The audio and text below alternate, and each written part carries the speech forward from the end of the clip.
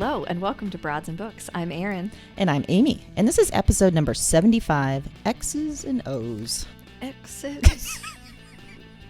I want to sing it so bad. Can I tell you a funny fact about this song? Can I first describe what you were just doing there? You were like bobbing your head and you had some shoulder movements. Yeah. And, you know, like nobody can see you except me. So I just wanted to convey that to our listeners. No, yeah. So it's sung by Elle King. Mm-hmm. And first of all, I just want to point out my personal connection to the song is that it's one of Mason's favorites. Is it really? Yeah. He insists that it's on his playlist. He loves it. Sings it all the time. That little boy continues to delight and amaze. I know. Such a weird. Mm-hmm. And then I did not realize that she is Rob Schneider's daughter. What? Yes. Isn't that insane? Rob Schneider's daughter. SNL Rob Schneider from the 90s. Mm-hmm. Wow. Also, so I picked it this week, X's and O's, because we're talking about either exes that won't stay out of your lives or women flipping the script. You bet. Women being in control. Mm-hmm. And I love this song because she admittedly, when she wrote the song, says it's about exes. Like those are actual exes that are in the song, which is wonderful. But if you look it up online, any news about it, and you read the comments, it's everything you need to see illustrated about society. Really? It's a whole bunch of men saying things like, obviously she hates men. I don't even know why anyone likes this song. It's very problematic. Yet you took to the interwebs, sir, and you had to state your case. Mm-hmm. I bet there's plenty of women out there that have jettisoned you with delight. Yeah. Yeah. To which she has just replied like, yeah, I mean, I wrote a song about my exes and I made a ton of money, and so there it is. That's fantastic. It's so good. I didn't remember the song, so I had to look up the lyrics. Mm-hmm. And as I was reading them, I'm like, there's a lot to work with here. Yes. Yeah, there's a lot of good stuff. And it just stays in your head, I have to say. Mm-hmm. Mm-hmm. Can we also just take a moment to acknowledge like one of the biggest, flipping the gender script that happened this week? Yeah. We got a new vice president-elect. We sure do. And man, it makes me happy. Woo. It gives me chills. It does. I don't want to talk about it too much because I might cry again. I know. And I like you and I have talked about, we spent probably a couple hours today debriefing. Yes. And it still doesn't feel quite real. No, it doesn't. And I'm afraid by saying it in our podcast, we've jinxed it. I know. I thought about that. Yeah. But I think we're far enough along now that sure no one so. wants to go backwards. I sure hope so. I mean, I hope. Yeah. I really, really hope. And the good news is that this means that we get Jim Carrey and Maya Rudolph on Saturday Night Live. Damn, we do. Many years to come. I just want to hear Maya Rudolph saying "funt" again and again. Right? I'm a cool ant, a fun ant, a funt. I also think that it's important that we talk about another thing that happened this week. Oh. And that is we got to see the cover of your book. Oh, I was like, where are we going with this? Like, what else happened this week? I gotta remember. This week has felt so long. It has. That felt like a year ago. No, if you didn't notice it on our social media, you should go back and check it out. But Amy's book that's coming out in the fall of 2021 has a cover. Yes, it does. Which is kind of like, a big deal. Yeah. And our friend Heath, who appeared on this podcast a couple episodes ago, he wrote me and he said, I can't wait to find out why there's a wolf with heels and a shovel in her hand, but I'll wait until the book comes out. And I said, that's a good friend. Yeah, that is a good friend. Mm-hmm. He noticed all the details. The cover is amazing. Can we just say that? It's if you have not seen it, we've posted it on our social or you can go to my website. I'm revealing my last name. My full name, AmyLeeLillard.com. And you can subscribe and then you'll get all the news. You sure can. About the book and when other writings are appearing. Yes. And I can say as a personal friend that I've read a few things that are in there and it's worth it. Mm-hmm. So we'll let you know when the pre-order starts. It's not yet. We just got the cover, but there's going to be a lot of stuff over the next year, and Broads and Books listeners will get lots of opportunities for giveaways and all sorts of stuff. So thank you for being listeners. And Erin, thank you, because not only did you be a good friend and support me, you also sent me a care package. I opened up a big old Target box on Tuesday or Wednesday to find several Reese's Pieces packages, an industrial size peanut butter pretzel. It was so big. Multiple bags of Monster Trail mix and a couple cups with covers because Ziggy the Podcat keeps overturning my water. Yes. And I couldn't think of anything worse than having a fresh, delicious coffee all over your keyboard. Exactly. That's the worst. It is the worst. Especially when you're in the middle of edits or trying to get something important done. It's true. So man, this was kind of a good week. Have we said that in 2020? I'm scared to. I'm scared too as well. Huh. Maybe we're forgetting something. I think maybe what we should look at it as is like, it's still a dumpster fire. Yes, it is. We're just like, we found a comfortable spot in the corner of the dumpster where the fire isn't now singeing our eyebrows. It still is threatening. Yes. Like, we haven't gotten out. We're a raccoon. Right. We're caught in the dumpster. It's not going anywhere. But it's not as engulfing as it was. Yeah. We've managed to get... I'm not saying it's not going to get out of control again. No, but we can see a little bit of bright sky above us. Yes, it's been open. They dumped it. We didn't fall out, but it's open now. So we see a way out. Yeah. We see so that if you're feeling that too, listeners, that's where we're at. That is where we're at. Mm-hmm. So obviously this week we're going to be talking about some exes. We're going to be talking about women taking control, which just feels so great. So great. Amy, do you think that men, this seems really pertinent right now, do you think men or women take rejection better? And do you think that lines up with what society wants us to believe? It's almost like there's a really public case of this going on right now. Yeah, I was trying to think if we have a good example. Yeah, it's very illustrative of what I was going to say, which is that men do not take rejection well. No. And I'm speaking mostly about heterosexual men in relationships with women.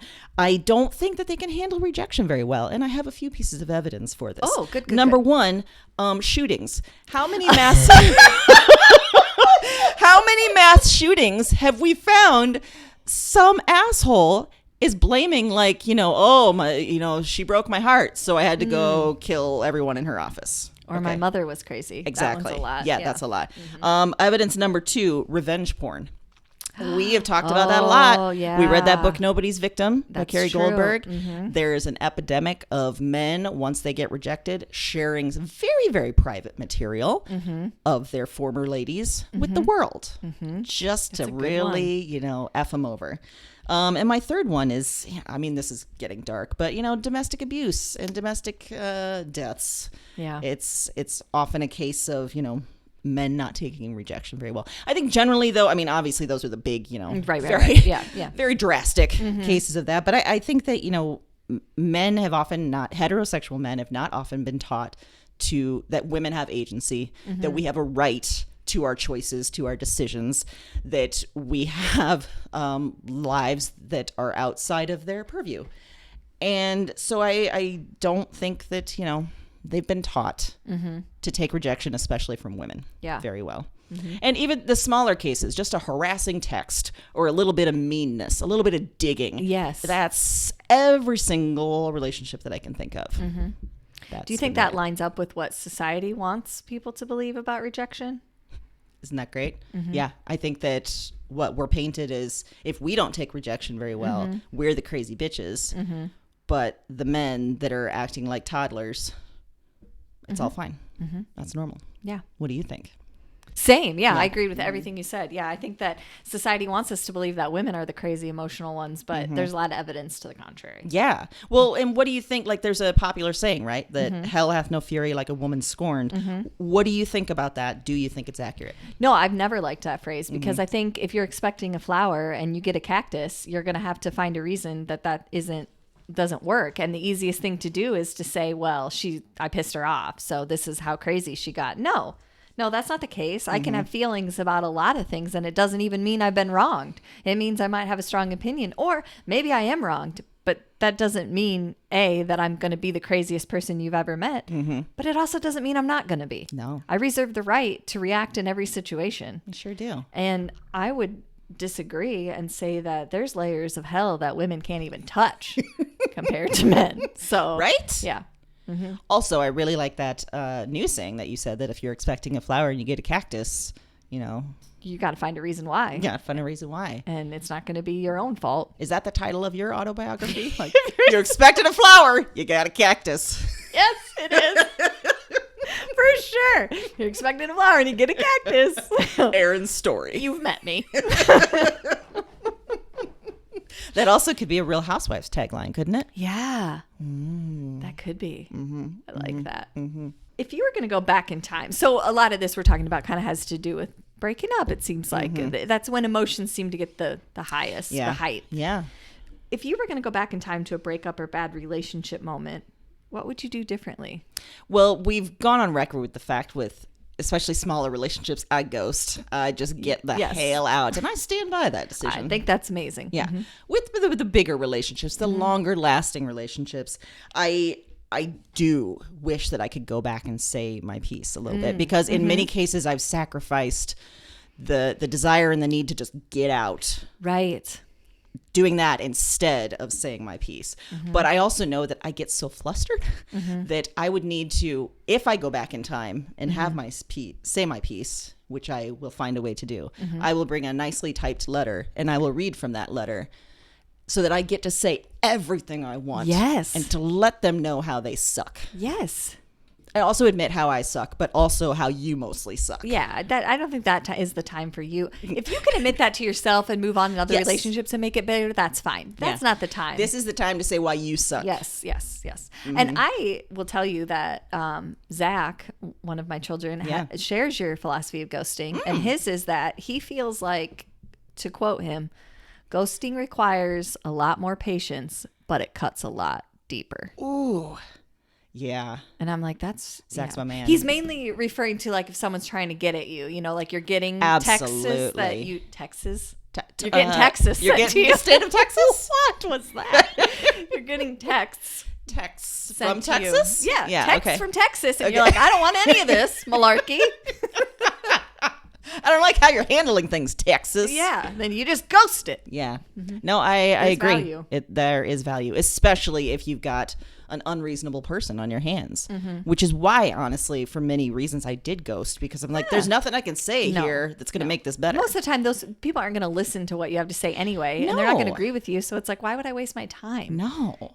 And by that point, even after just a first date or something, I get a real read on someone. I'm like, ooh, they're not going to take rejection well. We're going to ghost this shit. Yeah. That's a good decision, I think. This started from a song. So, Erin, if someone were to write a song about you, would you be upset? No. I don't think I would. Number one, I would just not tell anyone. I mean, unless they outed me. Say your full name. Unless they outed me. But I guess I just feel like it's all fair game. Like, I'm going to talk about you. So I guess if you have the ability to make a bunch of money off me, congratulations. Like, I can't really be mad at you. I can't be mad. I mean, I guess the hate the player, don't hate the player, hate the game. Like, I can't be mad. But it's true, because then think about, if you're going to write about something like that, or you're going to, I mean, it's all fair game. Yeah. Because what I'm doing at the end of that relationship is I'm taking part of you, and I'm thinking about that, and I'm making myself better for the next person. So in a way, I'm using you too, just in a productive. But you're not making money. I mean, sorry, even if it's bad, somebody wrote a song about me, so that means you had some impact. And also, why are you still thinking about me? Why are you so obsessed with me? I mean, you got some things to work out. I didn't even know that song was about me because I'm not tracking you.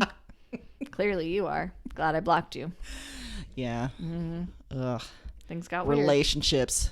The worst. Not all relationships. No. Another thing we should note is that we celebrated our 4-year friendversary. Speaking of good relationships, that was also this week. Yes. Holy shit. That's this crazy. Has been a week. This has been a week. And we remembered that because 4 years ago we met at the writers' conference that we've talked about right before the 2016 election. We sure did. Yeah. And we shared a common interest of hating people that can't listen. Exactly. And people that insist on eating chips during a presentation. It's the weirdest choice. The weirdest choice. One of the weirdest choices. So weird. Just still don't get it. No. It's weirder than the person who always sat next to me in a college lecture and ate apple cinnamon Cheerios out of a box. And I mean daily. That was still weirder. That's not right. No. It's just it takes 2 seconds. If you didn't think about it before you got the chips and you sat down and you reached in, you would be like, oh, that was a bad decision because I can't be crinkling and eating these chips. I'll wait. No. That was not what the people that brought us together thought of. No, I love that our friendship is based on a bag of chips. I always take the idea like it's based on a mutual just disgust of other people. Yes, it really is. That's true. Kindred spirit. Well, like you said, we're talking about exes. We're talking about women flipping the gender script, often in those situations. Like flipping a table in Real Housewives, over. Flipping that table. So, fiction pick. Ooh. I've got a book called Feast Your Eyes by Mila Goldberg, and this is from 2019. And the first thing to note about this book is the format. It's so unique and cool. It's framed as sort of a career retrospective of a photographer. And like one of those catalogs that you might get from visiting that art center or that museum and reading almost sort of an oral history of this. So we have descriptions of photos that, don't exist, but they feel very real. And we've got notes that sort of tell the story of the photographer, all from the perspective of the photographer's daughter. Wow. And she has some very conflicted feelings about her mother. So that's the setup for this. So the photographer herself, her name is Lillian Preston, who is a young girl in the 1950s. She discovers she has a passion for photography. And she's always sort of felt different from other people. And after high school, she, her parents are pushing her to go to college, find her husband. And she's like, no, I'm going to go to New York. I'm going to find my path. I'm going to take photos. And she does just that. And along the way, she has a brief sexual relationship and has a daughter, Samantha. And when Samantha is young, Lillian takes photos of her in a very innocent way, but she's half clothed. And because this is the time frame that it is, when these photos are exhibited in a small gallery, Lillian, the photographer, is arrested for obscenity. From then on, she is known as that pervert mom who posted, photos of her half-clothed daughter. And Samantha, as the young girl, is known for all the things she doesn't want to be. Yeah. So it's a fantastic story. It goes from there. It details, their relationship over time, how they become estranged, what happens to Lillian, all that kind of stuff. I chose it for this theme, though, because I think Lillian, she's just doing what a guy would do without judgment. She is driven by her passion, even when it keeps them kind of poor. Like she's not making a lot of money from this. And especially when she is stigmatized by the work that she's doing. She prioritizes her work above everything else. She's also, relationship-wise, she's a real love 'em or leave 'em type. She likes to ghost. I got behind that. Yeah. But because this is 1950s, 1960s America, and women are supposed to be wives and mothers above anything else, she is targeted so much more viciously because of that. And her daughter has to grapple with that as she grows up. So like I said, I love the format. It's so cool, and it gives sort of inside perspective on what her mother was doing and thinking in key photos, but also the impact of that over time. I love that it's describing non-existent photos, but you just get it. Like you can picture it. I know, it's so incredible. It also includes letters and journals from Lillian herself. And then you get to see Samantha's reactions to these. I love the theme. I love the structure. I love that there's sort of punk element because there's a late 1970s punk performer who remembers these photos of Samantha and names her band after them and then connects with Samantha to make this catalog book thing. Wow. Yeah. I think it's a really great story about the ways that we're judged differently, how hard it can be to overcome, why we must do it. And yeah, it's just it's an incredible read that there's so many times within it, I want to look up the photos that are being talked about, and they're not real. They're not real, yeah. And that's just an incredible experience. I remember you saying that about Daisy Jones and the Six, like wanting to look up the music that is being written about. And that's how well she writes about this and how fully she creates that world. That's awesome. Yeah. That's very cool. When you were describing it for a minute, I was like, oh no, we're on our fiction page. Yes. Yeah. Because I was thinking, I want to see. Exactly. That's what a cool idea, though. Such a cool concept for a book. Yeah. I'd love out of the box stuff like that. So great. Especially when it's done successfully. Well, I brought The Wife by Meg Wolitzer. This was published in 2003. There was a movie that was based on it later on with Glenn Close that she won some awards for. But this story is the story of Joan and Joseph. And this story will probably be familiar to lots of people in long-term relationships, particularly ones that started in the 1950s. So Joseph is a very accomplished and esteemed writer. And Joan, when they met, younger than him, and she put her whole career and dreams on hold. She was also is a very, very good writer, but she gave up everything to support him, for them to have a family, for them to move, for him to be able to achieve all of these things. So the book is telling the story of this marriage that's set against the backdrop of a large literary award that they're traveling to. He's been nominated. They kind of both know that he's not going to win, but they have to travel there. So they're going on this trip, but in the backdrop, we're seeing their whole relationship play out because Joan's decided she's done. She's trying to find the time to leave him. So, and by going backwards, we're finding out all the reasons why, about all the ways she's been sort of disrespected by society because she took this lesser role, disrespected by him, all the things she's put up with. But then she didn't want to leave because she felt like, what does that mean for the sacrifice I made for so long? If I leave, what was it for? What was it all for? Ugh. So there's a criticism that came out with this book. And I'm purposely not going to say much more because there's some twists in there and some stuff that really is you need to read and is very impactful, I think. And to be honest with you, we know this story, right? For sure. And story as old as time. Yes, absolutely. And so I picked it for this partially because I think that Joan at the end has decided to flip the script and take control. She's done. Like, this isn't working for me anymore. And that's kind of unheard of and definitely unheard of between the two of them. I like the fact, too, that it's an example of a woman taking back some power or at least not settling for having none anymore. You know, she wants a voice. She wants to have some of her own agency. And stepping out from his shadow means she gets to live as a full person. But also there's going to be the fact that she's always tied to him. So it's kind of an ex that never leaves type thing. When this book came out, there was some criticism that the characters were like overdone. Like Joan's almost too submissive and Joseph is too far the other way. Like we're like the author is trying to force us to not like him. And honestly, I strongly disagree. I think that they're entirely believable depending on the place that you come from. Okay. If you understand that this is a common thing that happens or you have examples, I think you can get there rather easily. And I don't think it's a good example of talking about likable characters again. I don't think that everything is so black and white. Like it's all he's terrible, it's all she's great, or vice versa. It's just a story of a marriage and what decisions happened in that marriage, which anyone that's been in a long-term relationship knows there are decisions that someone from the outside would say, oh, you shouldn't have done that. But they're not in it. They don't know. This passage, though, I think just sums up the whole crux of this book.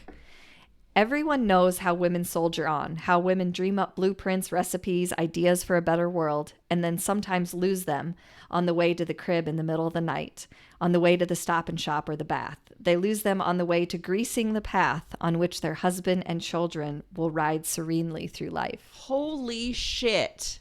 I mean, read the book just for that passage. Oh, my God. Yeah.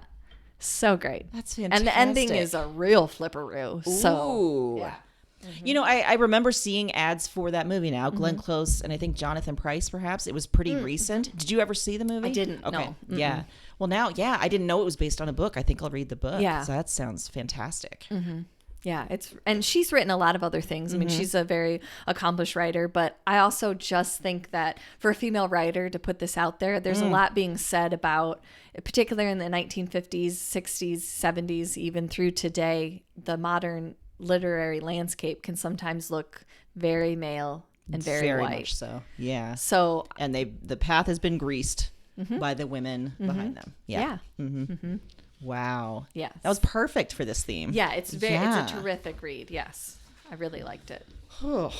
Although it would be pretty cool to see Glenn Close in that situation. Yeah, I've heard that the movie's phenomenal, and a lot of people that really liked the book said they liked the movie too. Okay. So I think it's, and I don't know if she won, but I remember that she was nominated for a lot of awards based on that. Kind of badass. Some of the book I could see playing out on the screen really well. Some of that in-depth push and pull, those conversations, some of that dialogue would play out great, I think, on a screen. Wow. Yeah. Okay.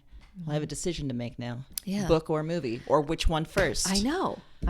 It's it's a real toss-up. Yeah. There's I don't know. It's too much right now. I can't handle it. You don't have to make a decision right now. Okay. We're in the dumpster in the back. We're just trying not to get burned. I'm just trying to survive. And if you're not getting burned, that's all you got to worry about. That's all I'm worried about right now is we're not getting burned at this moment. At this moment, my feet are not on fire. I see that sliver of sky, and it's going to get bigger. Yeah. I got my eyebrows. Okay. Oh, boy. Well, nonfiction wise, I have a book. It's a memoir. It's called Close, Close, Close, Music, Music, Music, Boys, Boys, Boys. Oh. By Viv Albertine, and this is from 2014.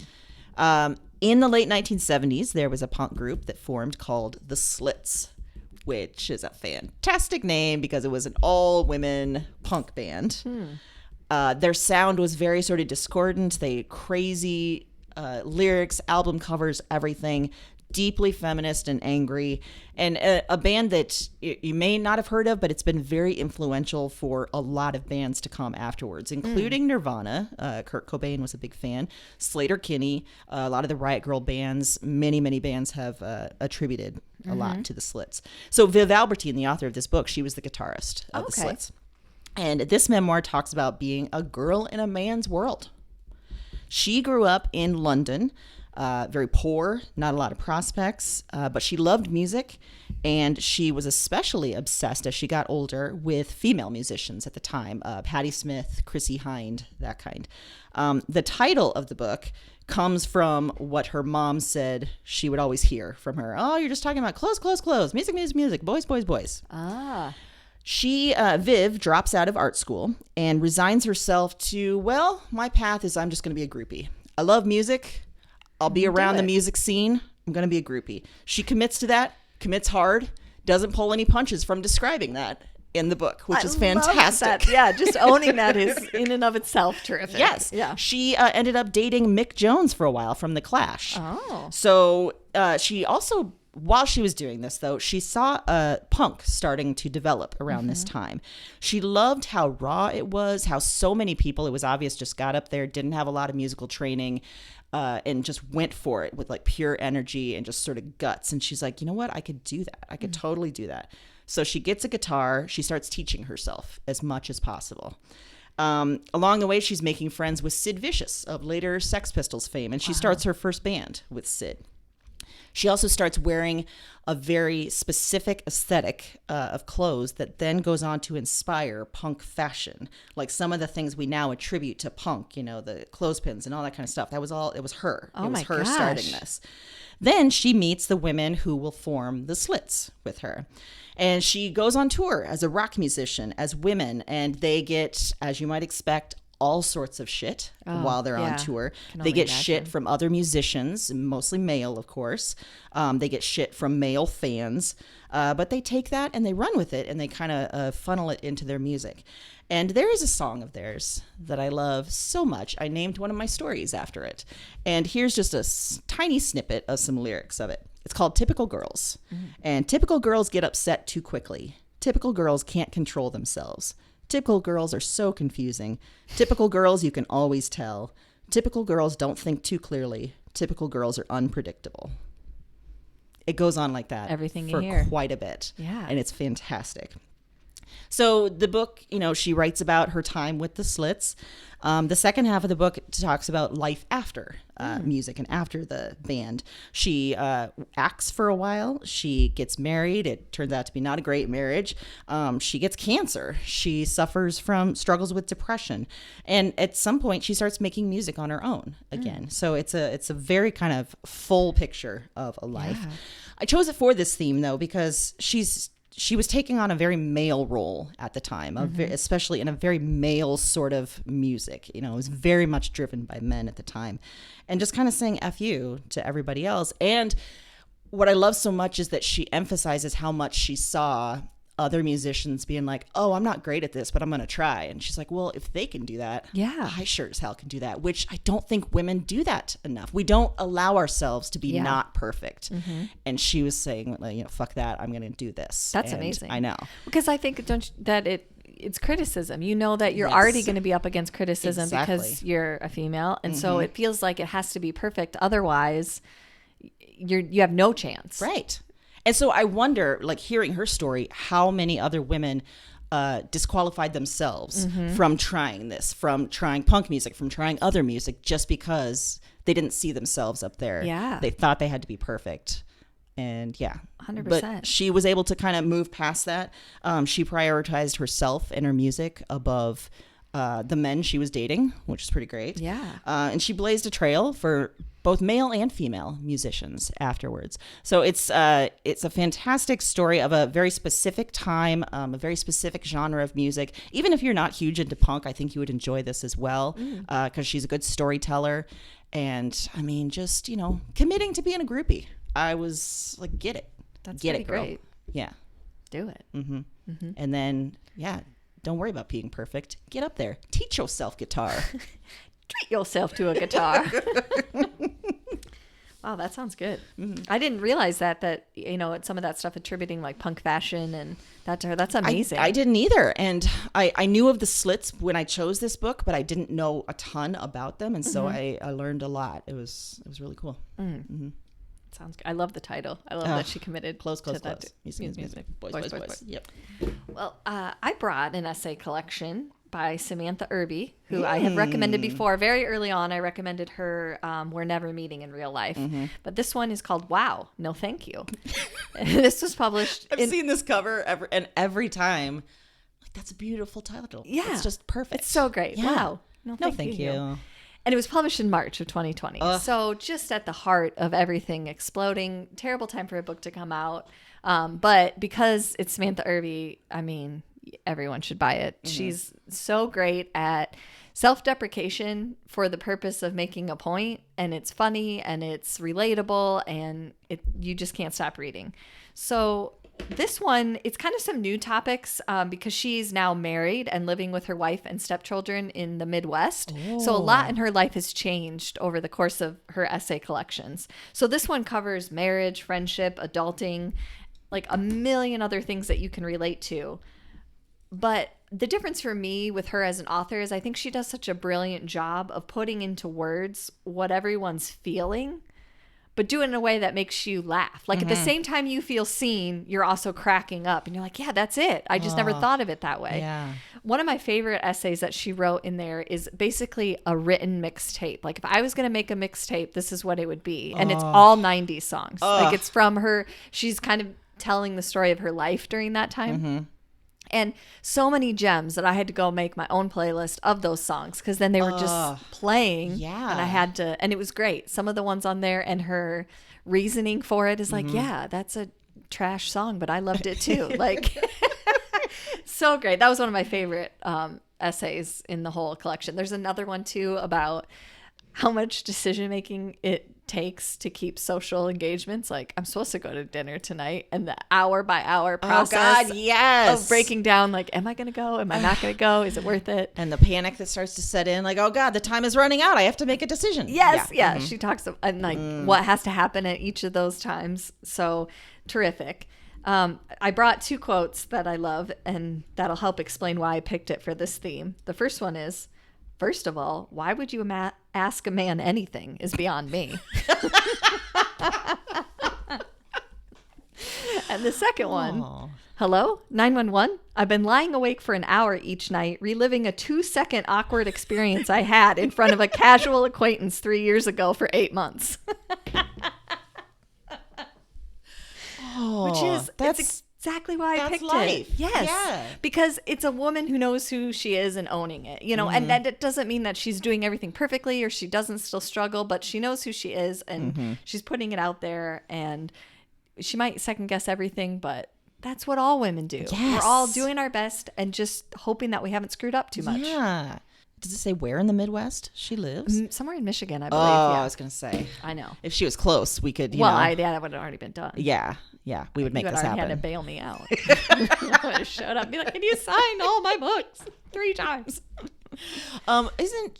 She's close friends with Lindy West of Shrill, because I often delight in seeing exchanges or things between them on the socials. And if you don't remember, I mentioned it before, but she got her start because she started an entire blog where she breaks down Judge Mathis episodes every day. And it is, if you haven't read it, I mean, she's like the original, hilarious blogger. If you haven't read it, it's worth it. She still does it. It's hilarious. And if you like that, you're going to love her essays because they're even better. I mean, on a whole nother level. So terrific and a delight.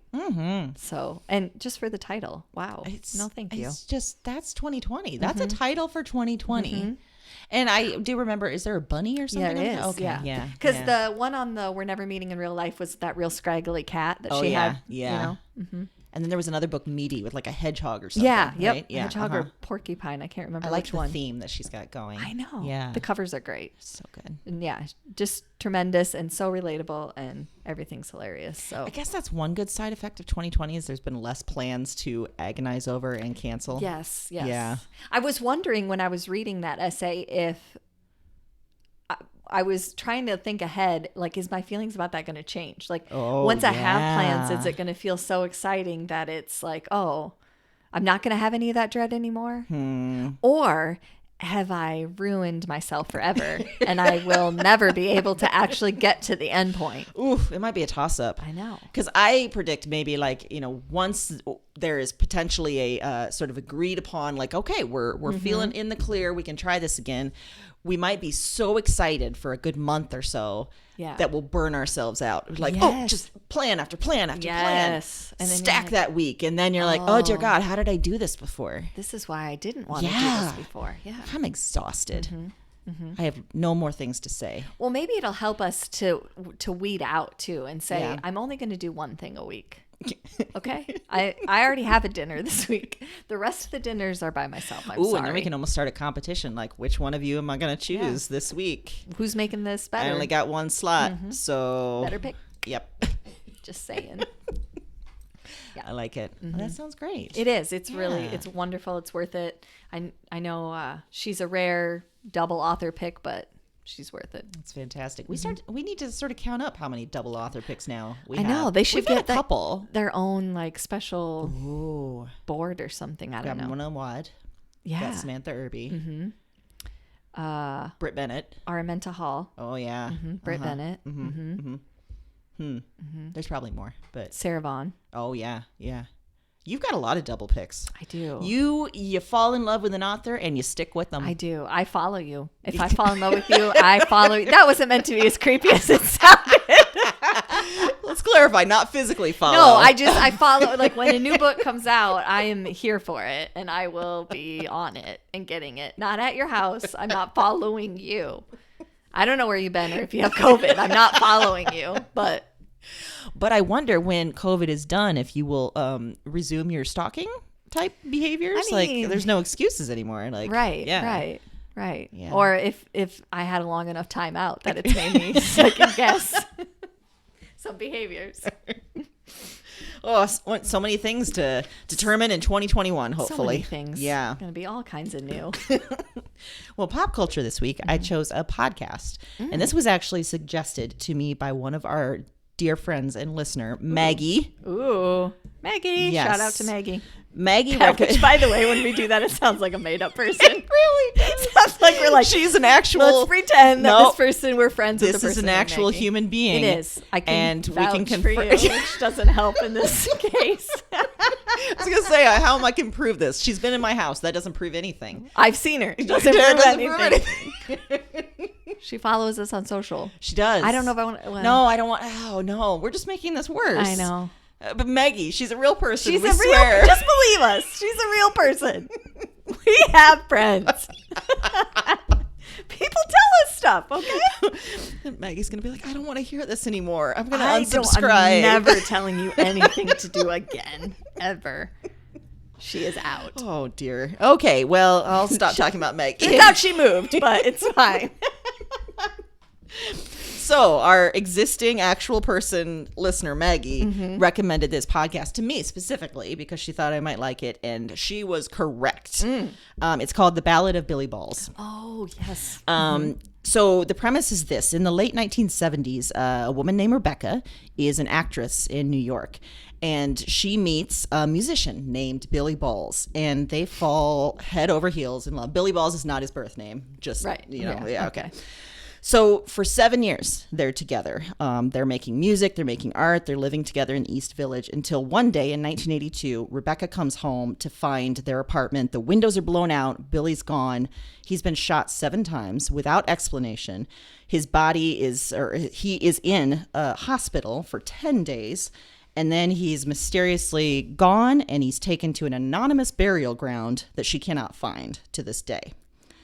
So devastating and super weird, like very suspicious in a lot of ways. And because of that, Rebecca can't really let it go. Yeah. So for 34 years up to this point of this podcast, she's lived as a widow, hasn't dated anybody else. To this day, she's never been able to really say goodbye. She's never been able to figure out, like, who shot him? Why did he disappear? Like, was this a cover-up? Is there something weird going on? What's going on? So this show is trying to figure it out for her, like really digging into this case. It's a true crime podcast. It's a picture of New York City in the 70s and 80s, which is super vivid, very visceral. It's also a family story with some really deep digging into what makes family, how you can love someone and not necessarily like them. And I can't honestly say much more because by the first episode, there's a very interesting twist and kind of an incredible tie that you don't see coming that gives this so much more added meaning. So I just recommend listening to the first episode. If you're not hooked by then you won't be. Okay. That's all it takes. I chose it for this theme because Rebecca and Billy are just deeply in love. They're trying to change the rules through music and art, but he's become an ex of hers, and she can't let go. Like and so it lingers for so long, and there's no real sense of closure, and the devastating effect that has on so many lives, not just her own. So, like I said, just go in. You'll get sucked in by the end of the first episode. And then there's each episode sort of focuses on different aspects of the case and other things. There's a number of bonus episodes. It's all done, so you can binge it to your delight. The host is Io Tillett-Wright, a fascinating person who has a memoir that I'll be reading soon. I follow Io on social media. It's really fantastic. So sounds great. Thank you, Maggie. Real person. Thank you, real person Maggie. Should we start calling her that? Real person Maggie? Hey, real person Maggie. What's up, real person? What's happening? Doesn't it? It doesn't. It's gone so far down the rabbit hole. It's making it, I don't know. I think that the fact that it's so bad proves that it's correct. Exactly, because we can't lie very well, apparently. It's flipped itself. It's flipped it. You're right. Yeah. That's what we're going to hope for. Well, I am recommending a movie this week. Ooh. It's called The Lie. I just watched this, but I guess it originally came out in 2018. It stars Mireille Enos and Peter Sarsgaard as the parents of a girl named Kayla, who is played by Joey King. The movie opens, and Kayla is supposed to be going to a ballet camp. And we quickly learn that her parents are divorced. They both have moved on with someone new, and they couldn't be more opposite. Like, the mom, Rebecca, is this very intense, successful attorney, and Jay's a laid-back band manager. So the people they've moved on with better mirror who they are. You can kind of see right away why, it didn't work out. But they end up finding out that their daughter Kayla has been involved in a horrible crime. And so they together fall down a rabbit hole of covering it up for her. And it forces them to spend all this time together and make all these decisions together. And it's twisty and it's turny and it's intense and it's crazy. And as a parent, it made you think multiple times, would you do that? Like, how far would you go to protect your child? Yeah. So it's really interesting. I love Peter Sarsgaard. He's great. I mean, love him. And everything he does. Yeah. And this movie, it's, there's not a lot of plot in the sense that it's not like, scenes changing, action, all that kind of thing. It's just so much intensity and conversation. And there's so much unsaid all the time that is just keeps you on the edge. And I think it's terrific. It's definitely worth it. And I picked it for this theme because, obviously, talk about an ex that won't leave you alone. Shit. Now you are accessories in a crime cover-up together. So really, you're tied forever. And I also like it because when the movie starts, you can see that Rebecca is much more in control. Like, she's got this very successful career, but she's also, you can tell, done the brunt of the parenting. And which is, a lot of times what happens. But in the movie, what I liked is that you end up seeing why they're both so needed for their child. And the ending will make you have some questions, but it's It's good. So without obviously revealing what they do to cover up, would you do what they do to cover up? I don't, Mike and I had an extensive conversation really? about this. Yeah. And I don't know. I mean, there were some moments that we were like, no, there were some better ways to do this. Okay. I think that at certain points it was too far gone and they were sort of too far down the path to go backwards. But there were definitely some things that you think, oh, yeah, I mean, I could see how you made that decision if you thought about what it was actually going to be like for your daughter if she was caught for this. But, we also talked about the fact, I mean, she's a minor. So then you're like, well, would there be a way to work that out, And there's no doubt, and you see that pretty early on in the movie, that this child needs some help. Like, this has gone bad. So we talked a lot about that too, about that seemed to almost be lost when they were in the panic of making these decisions, which of course it would be in a crisis time.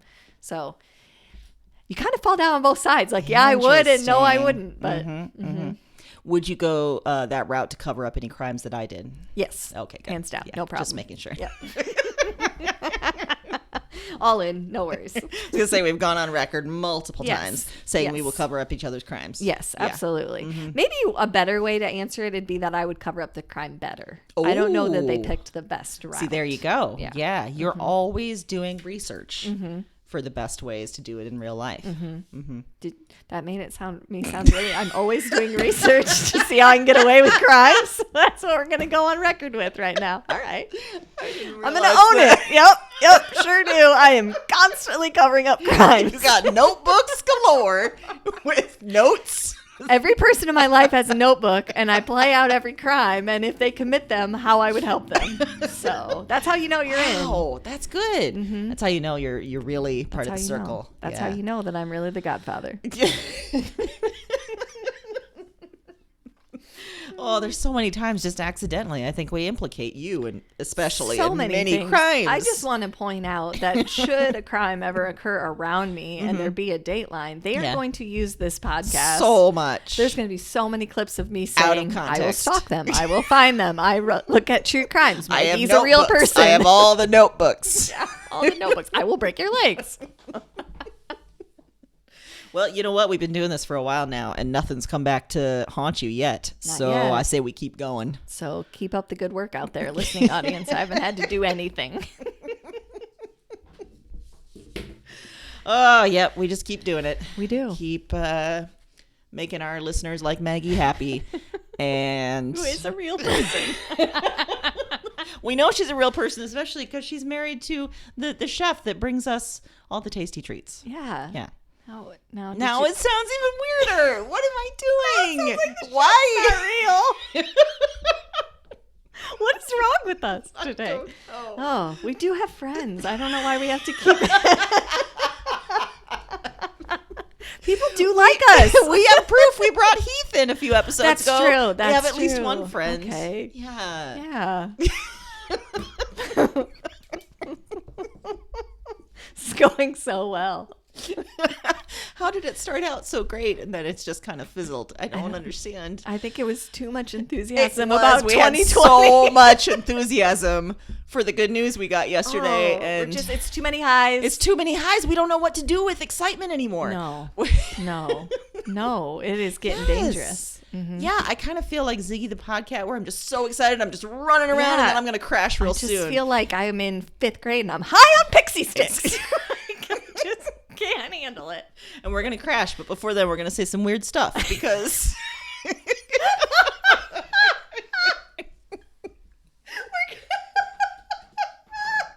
But before that, we're going to say some weird stuff. Which has been this episode.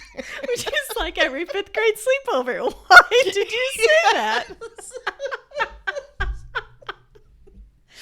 Oh, well.